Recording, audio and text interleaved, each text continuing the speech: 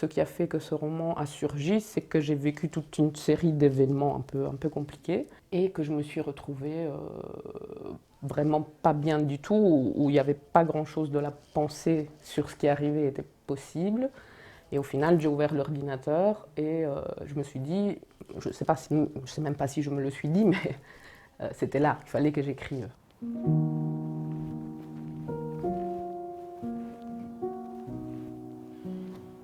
Dans ce livre, dans l'écriture, il y a réellement des fulgurances.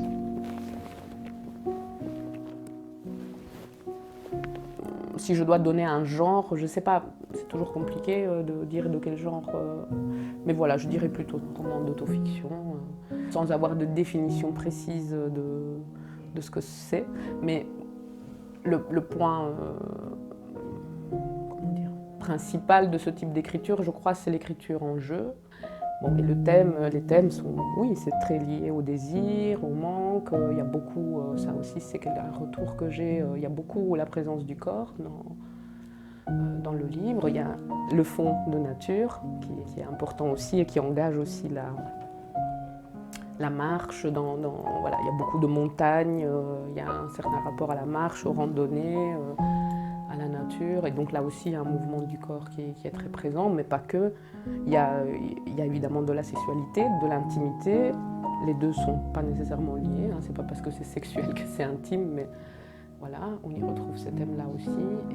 Et du coup, voilà, c'est pas n'importe quel thème et on peut pas être très neutre. Et puis il y a un rapport à l'angoisse et aussi à la vie, à la mort, etc. C'est un roman qui est publié aux éditions Chloé Délices, qui est une petite maison d'édition qui est une ASBL en fait, belge. Et dans la marche, dans la nature, il y a quelque chose qui est très apaisant parce que souvent, bon, moi je suis plutôt une personne de tête. Je lis beaucoup, je me forme, je travaille avec ma tête. Et donc c'est vrai que ces moments-là d'être dans la nature, de marcher, de vider un peu la tête justement, de ne pas être que dans la pensée, mais de pouvoir en même temps être en mouvement dans le corps, mais pas dans la parole et pas nécessairement dans l'échange, je crois que ça libère une place aussi chez moi pour l'écriture qui fait que c'est pas, non seulement c'est pas qu'intellectuel, mais au contraire, en fait, ça passe du côté aussi du corps.